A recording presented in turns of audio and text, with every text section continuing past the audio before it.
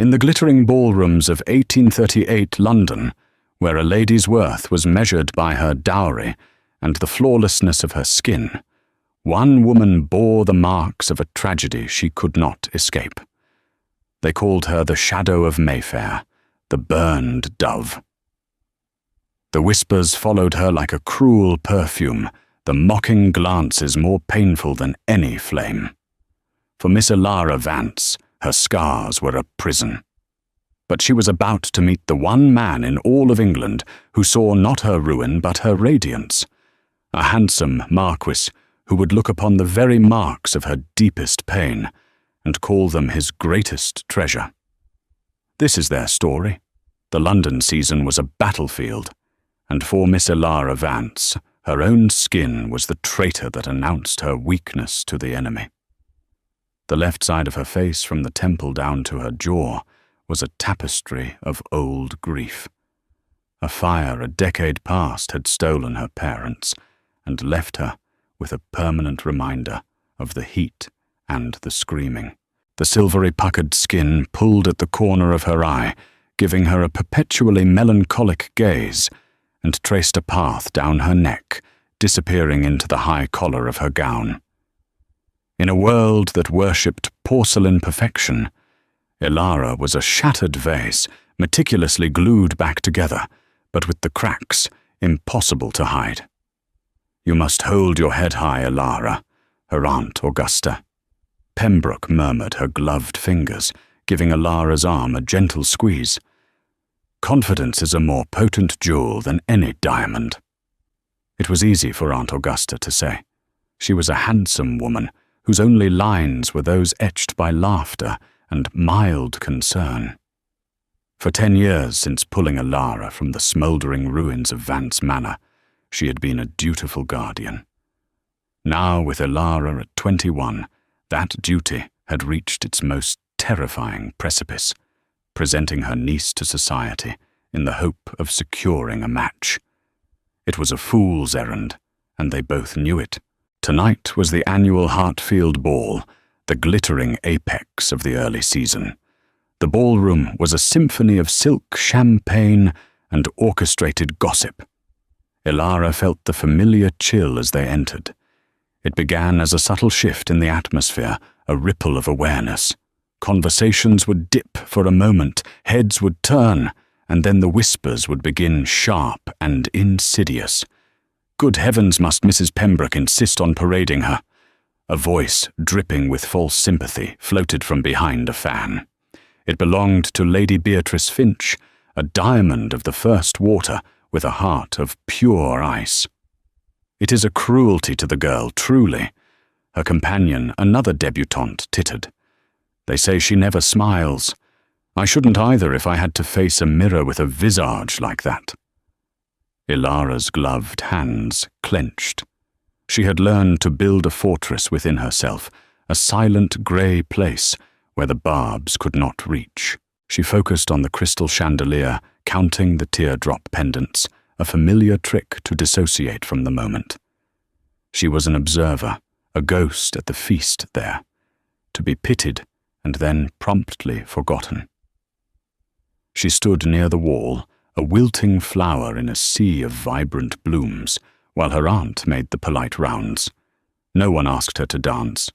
Young men who might have otherwise been charmed by her considerable dowry took one look at her face and found urgent business across the room. She did not blame them. She had accepted her fate to be a spinster, a quiet companion to her aunt, her days filled with books and botany rather than balls and babies. It was during a lull in the music, as she examined the intricate pattern of the damask wallpaper, that she felt a presence beside her. She expected a footman with a tray of drinks or a lost matron. She did not expect him. Marquis Alistair Beaumont.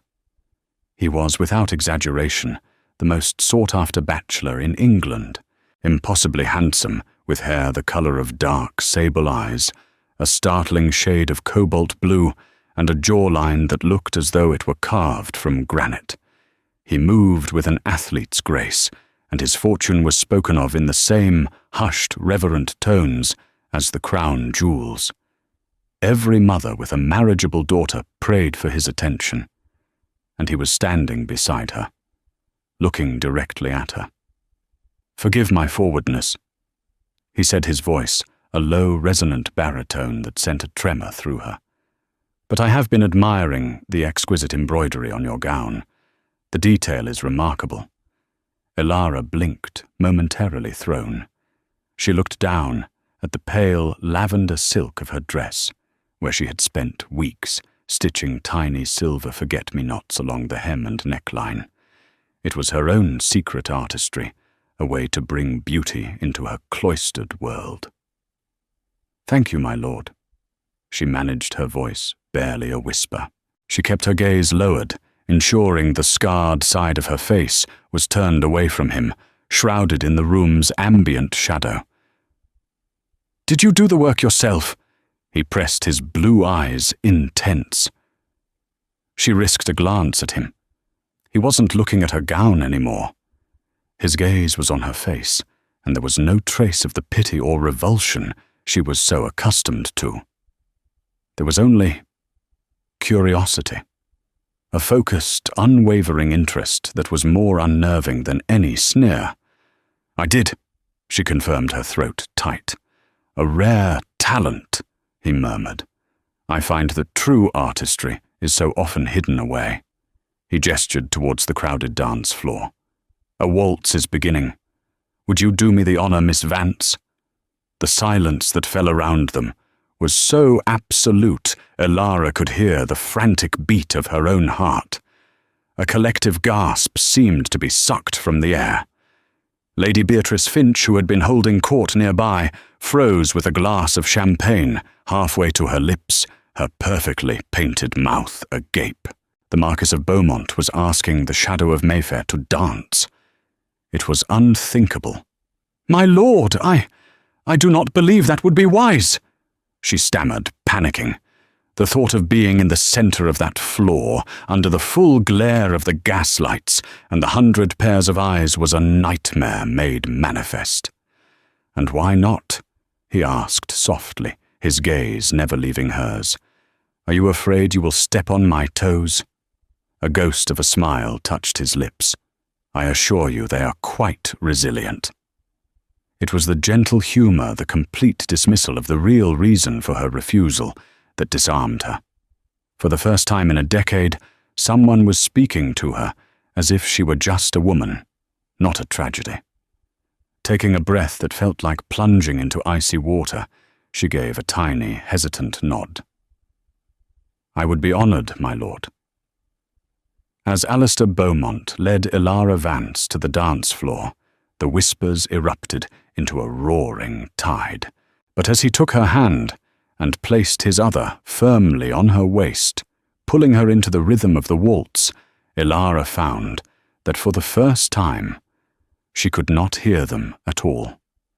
She was aware only of the startling blue of his eyes, the strength of his hold, and the impossible, terrifying thought that this man didn't seem to see her scars in the slightest. Or perhaps he saw them and simply didn't care. She couldn't decide which was more dangerous. The world spun in a blur of lavender silk and black wool. Alistair Beaumont was an impeccable dancer, guiding her through the intricate steps of the waltz with an ease that belied the 100 pairs of eyes dissecting their every move. Elara kept her head slightly bowed, a habit born of years of hiding, but he would not allow it. "Look at me, Miss Vance," he murmured, his voice a private command in the public space. "A dance is a conversation. It is dreadfully rude to stare at the floor while your partner is speaking." Hesitantly, she lifted her gaze to his. The intensity she'd seen before was still there, a focused flame in his cobalt eyes. He was studying her not with the morbid curiosity of the others, but with an almost academic precision. His eyes traced the line of her scar from temple to jaw, and for a fleeting, terrifying moment, she saw a flicker of something dark and painful in their depths. It was not revulsion. It was something akin to recognition, a shadow of an old sorrow she couldn't possibly understand. Then it was gone, replaced by a warm, reassuring smile. "There now," he said. "Much better." The music ended, and a smattering of polite, if stunned, applause filled the hall. Alistair escorted her back to the edge of the ballroom, but he did not leave her side. He procured 2 glasses of lemonade and engaged her in conversation, creating an invisible protective circle around them. He spoke of his travels in Italy, of the art in Florence, and asked her about her interests with a sincerity that felt both genuine and deeply strategic. "Your aunt mentioned you have a passion for botany," he prompted, "specifically the language of flowers." Ilara was startled. "Aunt Augusta spoke to you of me. I asked after you," he corrected smoothly. "I saw you from across the room and was intrigued." This was the lie. She knew it was. No man of his station became intrigued by a wallflower with a ruined face. This was something else. A dare, a show of eccentric power, or worse, a cruel, elaborate jest. Yet his attention felt so absolute, his questions so specific. "I find it a comfort," she admitted, her voice gaining a little strength. "To know a rose can speak of love, but a sprig of lavender can signify devotion and distrust in equal measure. It is a language without a voice, understood only by those who care to look closely." His smile deepened. "A language for the observant. I appreciate that." For the next hour, the Marquis of Beaumont remained at her side, a handsome, unmovable sentinel. He deflected the curious, ignored the scornful glances of Lady Beatrice, and treated Ilara with a gentle, unwavering respect that was more shocking to the ton than any scandal. When he finally took his leave, he bowed low over her hand. "I hope I may have the pleasure of calling on you and your aunt, Miss Vance. Perhaps you might show me your botanical sketches?" Ilara could only nod her mind, reeling. As he walked away, a path clearing before him, as if he were royalty, the whispers rushed back in to fill the void. "It must be a wager," Lady Beatrice declared to her circle, her voice carrying easily to Ilara. £1,000 says he can make the little mouse squeak." Her friends giggled the sound like shattering glass. Ilara's brief, fragile bubble of confidence popped. Of course, it was a game, a cruel sport for a bored aristocrat. The kindness had been a performance, the attention a lie. The familiar cold despair washed over her, more chilling than before, because it had been preceded by a moment of impossible warmth. The following days proved her suspicions wrong, yet deepened the mystery. The Marquis did call not once, but 3 times in a single week. He arrived with a small, perfect nosegay of white gardenias, which she knew symbolized a secret, untold love. He would sit in their modest parlour, ignoring her aunt's flustered chatter, and focus solely on Ilara. He asked to see her sketches of flowers, praising the delicate precision of her pen strokes. He discovered her love for poetry, and arrived the next day with a leather-bound volume of Mr. Keats. He learned she missed the countryside, and invited her and her aunt for a drive in his carriage through Hyde Park, pointing out the different species of trees, as if he had memorized them just for her. Each interaction was a meticulous chipping away at her defenses. He never once mentioned her scars. He never shied away when the light caught them, never flinched if her hand brushed his. He simply saw her, all of her. But the calculated nature of his courtship was undeniable. It felt less like a whirlwind romance, and more like a careful, deliberate campaign. One evening his closest friend, the affable Lord Julian Croft, joined him for a visit. While the Marquis was engaged with Aunt Augusta, Lord Julian approached Ilara. "He is quite taken with you, Miss Vance," he said, his eyes kind. "I confess I do not understand it, my lord," Elara replied honestly.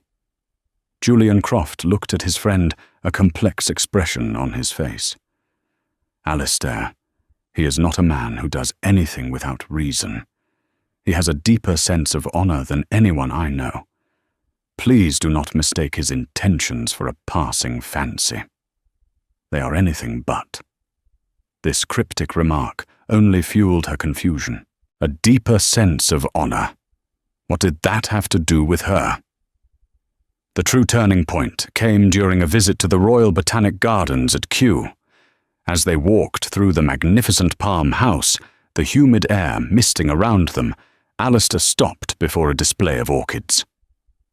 "Remarkable, aren't they?" he said. "So many people see them as fragile, exotic things. But some species are incredibly resilient. They can grow on bare rock in the harshest conditions. They have a strength people overlook because they are too distracted by their unusual beauty." He turned to her then, the dappled green light filtering through the glass panes above. He reached out and, with a feather-light touch, his finger traced the edge of the scar along her cheek. Elara froze, her breath catching in her throat. No one had touched her scars, not with kindness, since the day she had gotten them. His cobalt eyes were filled with an emotion she couldn't name. It was profound aching and laced with a sorrow that seemed to belong to him, not her. "Do not let them convince you that this is a flaw, Elara," he whispered, using her given name for the first time. "It is a testament, a story of survival, and I, for one, find it breathtaking." In that moment, her doubts, her fears, the cruel whispers of Lady Beatrice, they all melted away under the heat of his gaze. She began to believe, to hope. She was falling in love with Marquis Alistair Beaumont. She was completely unaware that his every kindness, his every gentle word was an act of penance. For the Marquis was not just courting a woman, he was trying to save his own soul. And he was doing it by weaving a beautiful, intricate lie around the woman whose life he had unknowingly destroyed a decade before. The season progressed, and the union of the Marquis of Beaumont and the Shadow of Mayfair became the Tun's most fascinating and confounding spectacle. Alistair's courtship was relentless and public. He partnered her for the first dance, at every ball occupied the seat next to her, at every dinner, and his magnificent black stallion was a permanent fixture outside her aunt's modest townhouse. Society had no choice but to follow his lead. The open mockery subsided, replaced by a grudging, bewildered acceptance. If the great Marquis Beaumont found her worthy, who were they to argue? Elara bloomed under his attention. The change was subtle at first, then startling. She began to meet people's gazes instead of studying the floor. The high, severe collars of her gowns were replaced with more fashionable necklines. A genuine smile, when coaxed out by Alistair's dry wit, would light up her face, making the undamaged side of her cheek flush with a radiant, healthy glow. She was still scarred, but she was no longer defined by it. She was Elara Vance, a woman of sharp intelligence and quiet grace, a woman loved by a Marquis. Their conversations deepened, moving from botany and poetry to more personal realms. She told him of her parents, of the hazy, dreamlike memories she had of their laughter and the scent of her mother's rose garden. She spoke of the fire only once, her voice trembling as she described the suffocating smoke and the terror, the last thing she remembered being a shattering sound like a skyrocket exploding right outside her window. Alistair listened, his face a mask of stone, his hands clenched into white-knuckled fists at his sides. The cause was never determined, she finished quietly. A stray ember from the library hearth, they supposed. It was a dry autumn. "A tragic accident," Alistair said, his voice strained, hollow. He looked away from her towards the fireplace in her aunt's parlour, his expression haunted. "Some accidents, cast very long shadows. Ilara, caught in her own sorrowful recollections, mistook his strange mood for sympathy. She was beginning to feel that she knew him, that she could read the kindness in his heart. Yet there were parts of him that remained a locked room. He never spoke of his own childhood or his parents who had died years ago. When she asked, he would deflect with a charming smile and change the subject. He was a man with a past he refused to share, but his present was so devoted to her that she allowed herself to ignore the warning signs. Meanwhile, Lady Beatrice Finch watched this transformation with venomous envy. She had considered Alistair her prize, a jewel to be added to her collection. To be cast aside for a disfigured spinster was an insult she could not abide. Her initial theory of a wager had crumbled. No man would be this dedicated for a mere bet. This was something else, something deeper and therefore more suspicious. Driven by spite, Beatrice began to pry. She was a master of leveraging social connections. She had her father, a baron with a network of informants, make discreet inquiries into the Beaumont family's history. She tasked her lady's maid with gossiping amongst the staff of other great houses, hoping to glean some forgotten scandal. There must be something, she fumed to her reflection one evening, pinching her cheeks to heighten their colour. He is too perfect, and his obsession with her, it is unnatural. Weeks of digging yielded nothing but praise for the Marquis. He was an honourable landlord, a shrewd investor, a decorated military man who had served briefly but with distinction. His record was spotless. Frustrated, Beatrice widened her search, looking not at him, but at any possible connection between the Beaumonts and the Vances. The breakthrough came from a most unexpected source, a retired groundskeeper from a neighbouring estate to the old Vance manor. Her father's man found him in a dusty pub in Kent, his memory lubricated by a few shillings and a pint of ale. The Beaumonts. Oh, I remember them. The old man slurred, his eyes cloudy with recollection. Their country seat was but 5 miles from the Vances. The young Lord Alistair, he was a lad then, a wild one, full of mischief. Around 12 or 13 he'd have been. The informant leaned in. What kind of mischief? The usual for a boy of his station with too much time on his hands. The groundskeeper chuckled. Riding his pony too fast, climbing trees he shouldn't, and fireworks. He had a terrible fascination with fireworks. Got a shipment of them from London rockets and crackers and the like. Set him off in the woods between the properties all the time. His tutor was always scolding him for it. The informant sat back, his mind racing.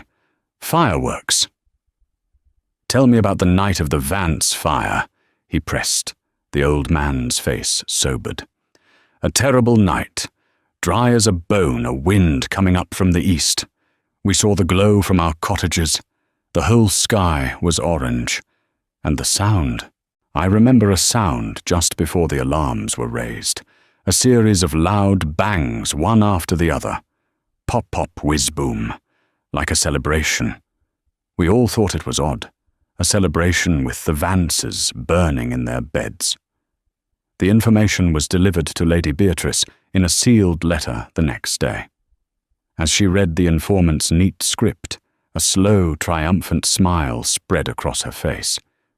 It was circumstantial, yes, but it was a thread, a dark, ugly thread, connecting a boy's reckless games to a devastating fire. Alistair's obsession was not love, it was guilt. She held the weapon she needed to destroy Ilara's happiness and expose the Marquis for the fraud she believed him to be. All she needed was the perfect moment to deploy it. Her eyes gleamed with malice. The upcoming Beaumont Masquerade Ball, the most anticipated event of the year, hosted by Alistair himself at his London residence, would be the ideal stage for her revelation. She would unmask them both. Beaumont House was a palace of light and music. Hundreds of candles blazed in chandeliers, their light refracting through 1,000 crystal pendants. The air was thick with the scent of beeswax, expensive perfume, and the faint, sweet smell of intrigue that always accompanied a masquerade. The elite of London were all present, their identities concealed behind elaborate masks of velvet jewels and feathers. Elara felt a thrill of anonymity. For one night, she was not the shadow of Mayfair. Her mask, a delicate creation of silver filigree shaped like a crescent moon and adorned with tiny lavender gems, covered the scarred side of her face. It was a gift from Alistair. For the first time, she could meet the gaze of strangers without seeing the immediate flicker of shock or pity. She was just another guest, mysterious and unknown. Alistair, dressed as a Venetian doge, in robes of midnight blue velvet, his face half hidden by a severe gilded mask, never left her side. His hand was a warm, constant presence on the small of her back. He was poised to announce their official betrothal tonight. It was meant to be the culmination of their courtship, a public declaration that would silence all remaining doubters. "You look ethereal tonight, my love," he murmured, his voice close to her ear as they swayed to a gentle quadrille. "Like a moonbeam come to life." Elara's heart swelled. "It is because of you, Alistair. You have given me a light I thought was extinguished forever." His hand tightened on hers, a brief, convulsive gesture. Beneath his mask, she could sense a tension, a familiar melancholy that always seemed to lurk just below his charming surface. She had come to accept it as part of him, a quiet sorrow he carried. Tonight, however, it seemed more pronounced. As the evening wore on, a sense of unease began to creep into the gilded affair. Lady Beatrice Finch, dressed as a malevolent snow queen, in glittering white and diamonds, her face concealed by a sharp, bird-like mask, was holding court near the grand staircase. She spoke in hushed, urgent tones to a small group, her gestures animated and cruel. Every so often she would cast a triumphant glance towards Elara and Alistair. Lord Julian Croft noticed it too. He approached Alistair, his jovial expression gone, replaced by one of concern. "Alistair, a word," he said, drawing his friend aside. Elara watched them, a knot of anxiety tightening in her stomach. Julian spoke quickly, gesturing towards Beatrice's circle. Alistair's posture stiffened, his shoulders becoming rigid beneath the heavy velvet. He shook his head, a sharp, dismissive gesture, but Julian persisted, his face pale and serious. Whatever the warning was, it came too late. Just as the orchestra conductor tapped his baton for the final waltz, before the unmasking Lady Beatrice moved to the center of the room. She held up a gloved hand, calling for silence. "My lords, ladies and gentlemen," she began, her voice ringing with theatrical importance. "Before our esteemed host makes his much-anticipated announcement, I believe there is another truth that must be unmasked tonight." A hush fell over the ballroom. All eyes turned to her. Alistair started towards her, his voice a low growl. "Beatrice, this is neither the time nor the place." "Oh, but I believe it is the perfect time. And the only place," she retorted, her voice sharp as ice. She turned her masked gaze directly upon Elara. "We have all been so captivated by this season's most unlikely love story. The noble Marquis and his tragic dove. He has been lauded for his ability to see past her. Unfortunate disfigurement. A true paragon of virtue." Elara felt the blood drain from her face. She felt Alistair's hand grip her arm as if to shield her. "But I must ask," Beatrice continued, her voice dripping with venom, "is it virtue that drives him, or is it guilt?" She took a dramatic step forward. "I have discovered a most interesting coincidence. It seems our dear Marquis spent his boyhood just a few miles from the old Vance Manor, and he had a rather explosive hobby, a love for fireworks. The word hung in the air, charged and terrible. Ilara's mind flashed back to her own words, spoken to Alistair in confidence. The last thing I remembered being a shattering sound, like a skyrocket exploding right outside her window. Her head whipped around to face Alistair. "What is she talking about?" Alistair's face, what she could see of it beneath the mask, was ashen. His cobalt eyes were wide with a trapped, hunted look. "Ilara, do not listen to her. She is a spiteful woman seeking to cause pain." But Beatrice was relentless. "The night of the fire that destroyed the Vance family," she announced to the silent captive audience, "a night that was dry as tinder, with a strong easterly wind, witnesses heard fireworks. Rockets just like the ones young Lord Beaumont was so famous for, setting off in the woods between your two estates." The accusation settled over the room, thick and suffocating. It was a monstrous suggestion, yet it clicked into place with terrifying logic. His inexplicable immediate interest in her, his intense questions about her past, the profound sadness she always sensed in him, the way he'd flinched when she spoke of the fire, his fixation on her scars. It wasn't love. It was a haunting. "Alistair," Ilara's voice was a fragile whisper, cracking with dawning horror. She looked at the man she loved, the man who had rebuilt her world, and for the first time she saw not a savior, but a stranger. "Is it true?" He couldn't meet her eyes. He stared at Beatrice, his jaw working, a muscle twitching in his cheek. His silence was his confession. With a cry of pure, unadulterated agony, Ilara ripped the silver mask from her face, exposing her scars to the full glare of the room. The gesture was a defiant, heartbreaking admission of the truth she now saw. "Tell me it is not true," she begged, her voice, rising tears streaming down her face, tracing hot paths over the ruined skin. Alistair finally turned to her, his own mask now feeling like a coward's shield. He slowly reached up and removed it. His face was a landscape of torment, his blue eyes swimming with a decade of unshed tears. "Ilara!" He choked out his voice, thick with a guilt so profound it was almost a physical thing. "I am so sorry. I was just a boy. I never knew. I never meant." But his words were lost in the roar of her pain.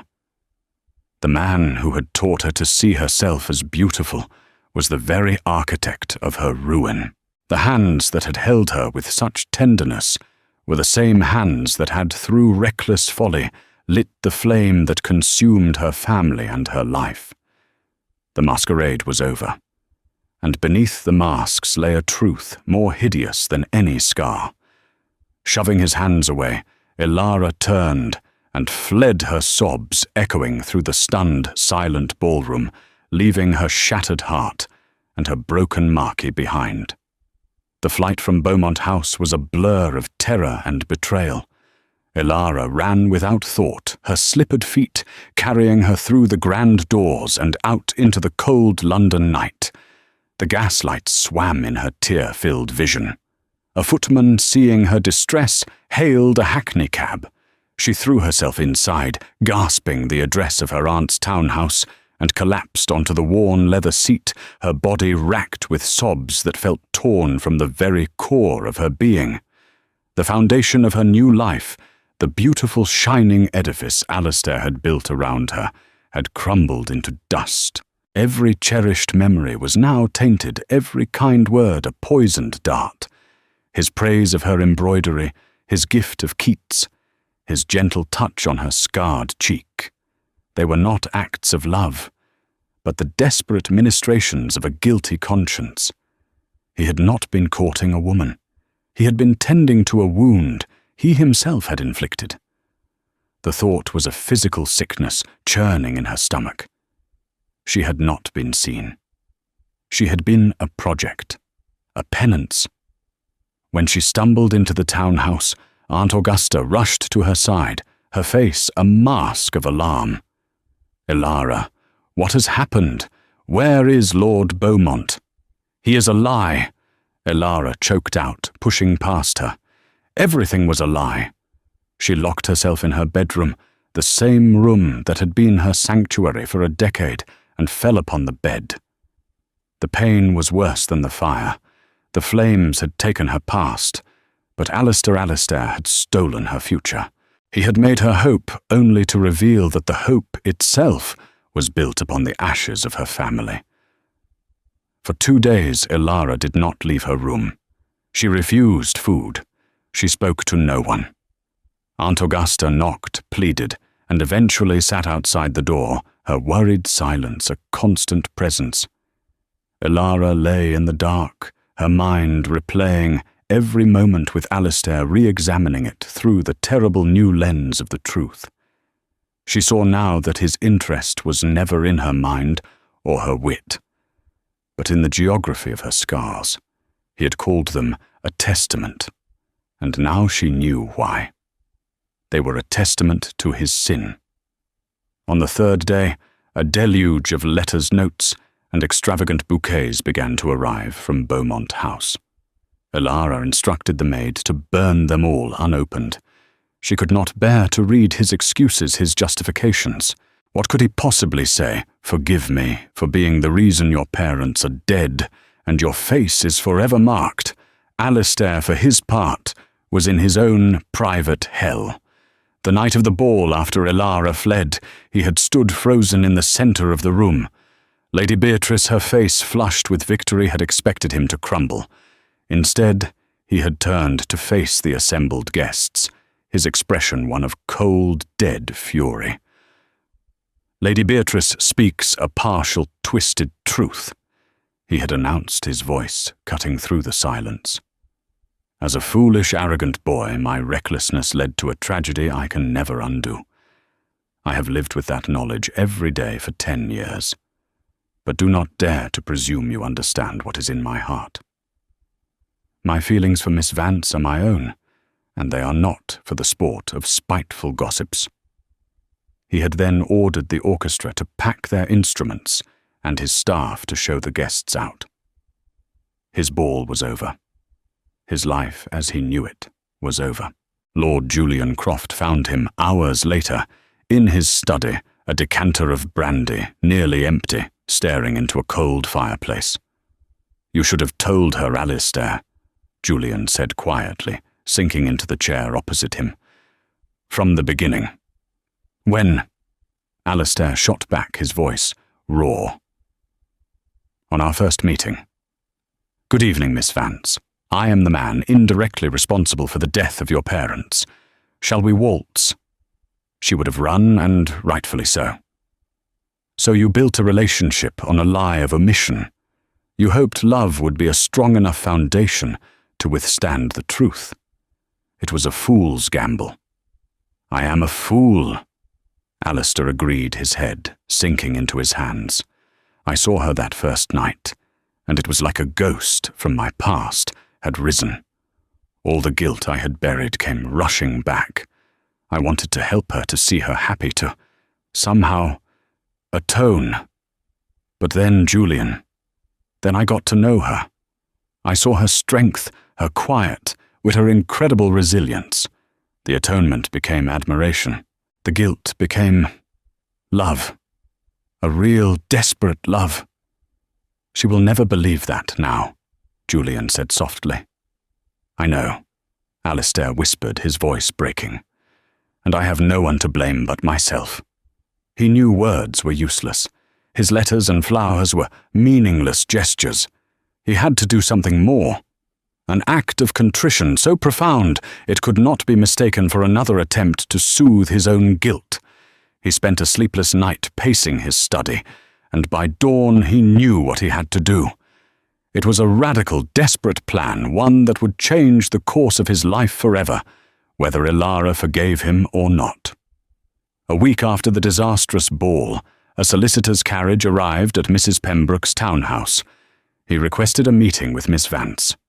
Elara, pale and gaunt, but now filled with a cold, hard resolve, agreed to see him, assuming it was another attempt by Alastair to communicate. The solicitor, a stern man named Mr. Davies, laid out a series of documents on the parlour table. "Miss Vance," he began formally, "I am here on behalf of my client, the Marquis of Beaumont. He has instructed me to execute a transfer of deed." He pushed a document towards her. "This is the deed to the Beaumont estate in Kent, the main house, the 500 surrounding acres, the tenant farms. He has signed it all over to you free and clear. It is yours, effective immediately." Ilara stared at the paper, uncomprehending.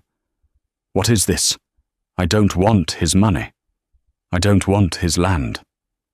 "It is not just the land, Miss Vance." Mr. Davies continued, his expression unreadable.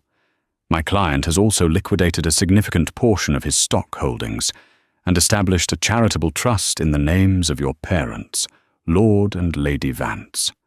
The Vance Trust will be dedicated to funding orphanages and providing aid to victims of fires throughout England. You are to be its sole administrator." He pushed another folder forward. "Finally, Lord Beaumont has enlisted in the army. He has accepted a commission with the East India Company. His ship departs for Calcutta in 2 weeks. He has abdicated his life here." The sheer scale of his actions stunned Ilara into silence. This wasn't an apology. This was a complete and total abdication. He was giving her his childhood home, the very land from which the figurative shot had been fired. He was resurrecting her parents' names, turning the tragedy into a legacy of hope. And he was exiling himself to the other side of the world. He was erasing himself, leaving behind only reparations. For the first time in a week, a feeling other than betrayal pierced through Ilara's grief. It was a flicker of profound, painful confusion. A man driven solely by guilt might pay for her silence or try to buy her forgiveness. But to dismantle his own life, to give away his heritage, and flee to the farthest corner of the globe that spoke of something else entirely. It spoke of a love so profound that it would destroy itself for the sake of its object. The cold certainty of his lies began to thaw, replaced by a terrible, agonizing thought. What if he had been telling the truth? What if, amongst the ashes of his guilt, he had genuinely, truly fallen in love with her? The news of the Marquis's actions spread through London like a shockwave. Society was aghast. That he would give up his ancestral home and effectively banish himself to India over the affair was a scandal of epic proportions. Lady Beatrice Finch, who had expected to be celebrated as a purveyor of justice, found herself shunned. She had not simply exposed a secret. She had dismantled one of the great houses of England. Her victory felt hollow and ugly. Ilara, meanwhile, was adrift in a sea of conflicting emotions. She travelled to Kent with her aunt to see the estate Alastair had given her. Beaumont Manor was a magnificent Jacobean house, all warm red brick, and mullioned windows nestled in rolling green hills. It was a world away from the soot-stained streets of London. As she walked its halls, she felt like a trespasser. The portraits of his ancestors seemed to watch her with accusing eyes. This was his history, his legacy, and he had surrendered it all. Her own ancestral home, or what was left of it, was on the adjacent land. One afternoon, compelled by a need she didn't understand, she walked the 5 miles through the woods, the same woods where a young Alastair had played with his forbidden fireworks. The path was overgrown, but the destination was unmistakable. Vance Manor was a skeleton. The stone walls stood blackened and scarred open to the sky. Ivy crept over the collapsed floors and empty window frames. But one part of the estate had miraculously survived. Tucked away behind a crumbling garden wall was her mother's rose garden. It was a tangled, wild mess, choked with weeds, but the rose bushes, old and stubborn, had persisted. A few late-season blooms, a deep velvety crimson, still clung to the thorny branches. Standing there amidst the ruins of her past, Elara began to understand. Alistair hadn't just given her a house. He had given her back her home. He had given her the chance to rebuild, to cultivate life from the ashes. It was an act of profound, selfless love, an apology written in acres and deeds, not ink. She returned to Beaumont Manor, her manor with a new sense of purpose. She hired architects and builders, not to restore the grand house of Vance Manor, but to construct a new, smaller, more modest home on its foundations. And she began the work of reclaiming her mother's rose garden, herself spending hours each day on her knees, pulling weeds, pruning the thorny canes, and nurturing the soil. The physical labor was a balm to her soul. With every weed she pulled, she felt she was extracting a piece of the bitterness that had taken root in her heart. She began to administer the Vance Trust, corresponding with orphanages and relief societies. She read the stories of other families devastated by fire, of children left with nothing, and her own pain began to transform. It was no longer a singular isolating agony, but part of a larger tapestry of human suffering and resilience. Alistair had given her not just an inheritance, but a purpose beyond her own grief. Her aunt watched the transformation with quiet awe. The fragile girl who had hidden behind high collars and her own scars was gone. In her place was a woman of substance and resolve, a landowner, a philanthropist, the mistress of her own destiny. But as the date of Alistair's departure grew closer, a deep aching void opened within her. She had come to understand his actions, even to forgive the boy he had been. But what of the man he had become? The man who loved Keats, who understood the language of flowers, whose cobalt eyes held a universe of sorrow and tenderness. She had sent that man away. She had allowed pride and pain to blind her to the truth of his love. One evening, a week before his ship was set to sail, Lord Julian Croft made the long journey from London. He found Elara in the newly cleared rose garden, her hands covered in dirt, her face smudged but serene. "Miss Vance," he said, bowing, "you have wrought miracles here." "I am only tending to what was already here, my lord," she replied, her voice steady. "I came to say goodbye on Alistair's behalf," Julian said, his gaze direct. "And to give you this. He did not ask me to. In fact, he would be furious if he knew. But I feel you must see it." He handed her a small, worn, leather-bound journal. It is his private journal. He has kept it since he was a boy. I believe the entries from the last few months might be illuminating. Elara's hands trembled as she took it. That night, by the light of a single candle, she opened the journal. She skipped past his boyhood entries, her heart not yet ready to face that ghost.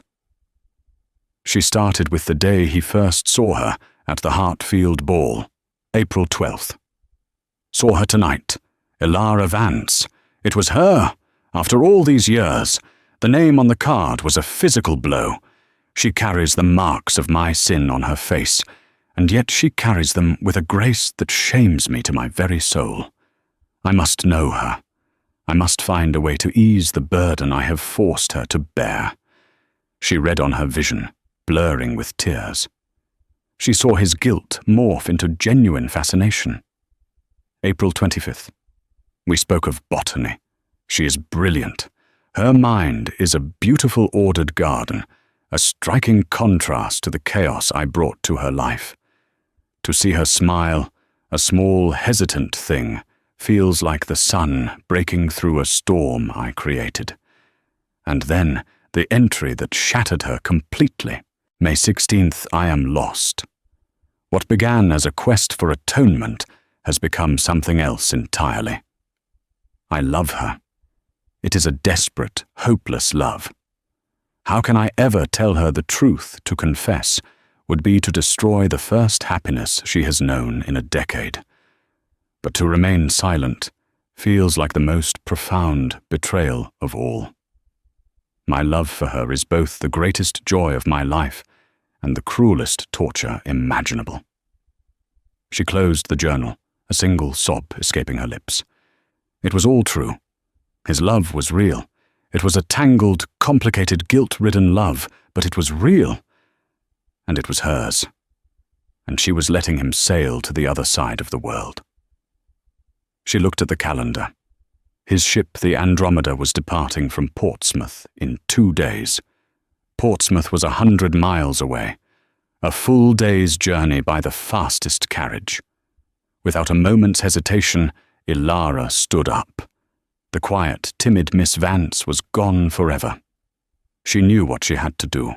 She was no longer a victim of her past, but the master of her future, and her future was not here in a silent, empty manner. It was on a ship about to sail away forever. The journey to Portsmouth was a frantic, desperate race against time. Ilara pushed the carriage driver, promising him double his fee, then triple. They rode through the night, stopping only to change horses. Aunt Augusta, initially aghast at the impulsive decision, saw the fierce, unshakable resolve in her niece's eyes and did everything she could to aid her. They arrived at the bustling port city as the sun was rising, casting a golden sheen over the crowded harbour. The air was thick with the smell of salt tar and fish. Tall-masted ships choked the waterways, their rigging like a dense forest against the morning sky. "Which one is the Andromeda?" Ilara cried, her eyes scanning the chaos. A dock worker pointed a calloused finger towards the mouth of the harbour. "That one, miss. The big three-master, just weighing anchor. She sails with the morning tide." Ilara's heart plummeted. The ship was already moving, its massive sails beginning to unfurl, catching the wind. It was too far to call out, too late to send a message. A small boat was ferrying the last of the provisions out to the vessel, but it was already pulling away from the dock. "No!" She whispered, a sense of crushing despair washing over her. She was too late. But then Aunt Augusta, a woman not to be underestimated, took charge. "Nonsense!" she declared, her voice sharp. She marched over to a grizzled-looking fisherman, mending his nets beside a small, sturdy-looking boat. "You, sir," she commanded. "I will give you 20 sovereigns to take us out to that ship. Now." The fisherman's eyes widened at the sum more than he made in half a year. He scrambled to his feet. "For 20 sovereigns, missus, I'll take you to France. If you like, get in." The small boat chugged and sputtered through the choppy water, chasing the ever-growing silhouette of the Andromeda.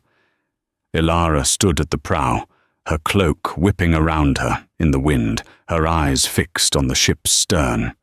They were getting closer, but the massive vessel was picking up speed. "We need to get their attention!" she yelled to the fisherman over the roar of the wind and waves. The fisherman nodded, grabbing a battered tin horn. He blew a series of loud, discordant blasts. On the deck of the Andromeda, a few sailors turned to look annoyed at the small boat, creating a nuisance. Alistair Beaumont stood at the ship's rail, his back to the shore, his heart a hollow ache in his chest. He was leaving behind everything he had ever known. England, his title, his friends, and Ilara. The pain was a clean, sharp wound, a self-inflicted punishment he felt he deserved. He had no idea what awaited him in India, only that it was a world away from the woman he loved. "Captain, sir," a young officer said, approaching him. "There is a small boat signaling us. Seems quite frantic." Alistair turned his expression one of weary impatience. He lifted a spyglass to his eye, focusing on the small vessel bobbing in their wake. He saw the fisherman, an older woman, waving her handkerchief, and his heart stopped. Standing at the prow, her hair unbound and flying in the wind, her face turned up towards him, was Ilara. "Turn this ship around," he commanded, his voice cracking. "Sir," the officer asked, bewildered. "The tide is with us. We cannot— I said turn this blasted ship around now." Alistair roared the authority of the Marquis, returning with the force of a thunderclap. The command was given, the sails were reefed, and the massive ship groaned as it slowly, painstakingly came about. The small fishing boat pulled alongside, and a rope ladder was thrown down. Without a moment of hesitation, Alistair scrambled down, meeting Elara as she climbed aboard, her face wet with sea spray and tears. He pulled her into his arms, crushing her to him, burying his face in her hair. "Elara." He breathed, his voice thick with disbelief and overwhelming love. "What are you doing here? You should hate me." "I did." She whispered into his coat, her hands clutching him as if she would never let go. "But I was wrong. I let my pain blind me to the truth. I read your journal, Alistair. I know." He pulled back his hands, framing her face, his cobalt eyes searching hers. He looked at her scars no longer with guilt, but with a raw, unshielded adoration. "They mocked you for these," he said, his voice trembling as he traced the silvery line on her cheek with his thumb. "The world sees them as a mark of tragedy, a flaw to be hidden.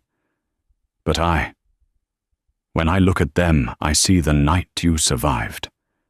I see the strength in the little girl who endured the unimaginable. I see the grace of the woman who learned to live with the pain I caused. They are a map of your strength, Elara. They are the testament of the incredible soul I fell in love with."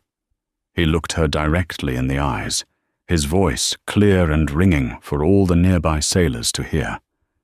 "They are not your shame. They are your honor. And to me, they will always be my greatest treasure." Tears streamed down Elara's face, but this time they were tears of joy. "Then you must not leave," she pleaded. "Do not run from a past we can face together. Come home, Alistair. Come home with me." He looked from her shining face to the distant shores of England, and he knew his exile was over. His penance was not to be found in a faraway land, but here in the arms of the woman he loved. Their return to London was a scandal that eclipsed their courtship. But they faced it together. They were married in a small private ceremony, and together they rebuilt Vance Manor, not as a monument to tragedy, but as a home filled with light and laughter.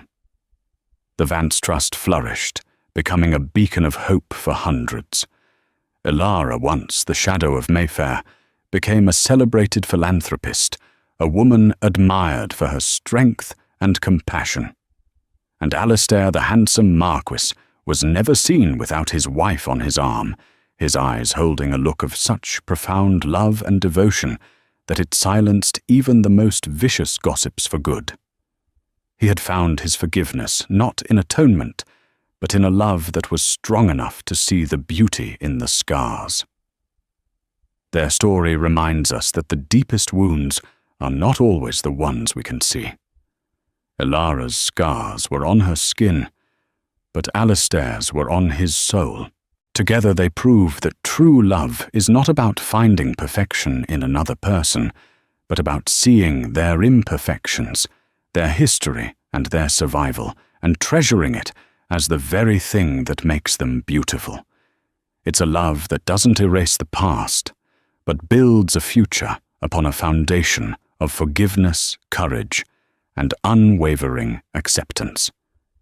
If their journey from the ashes of tragedy to the triumph of love moved you, please take a moment to like this video and share it with someone who needs a reminder that our scars are not our shame, but a testament to our strength. And don't forget to subscribe to our channel for more historical tales of romance and resilience that prove love can conquer all. Thank you for listening.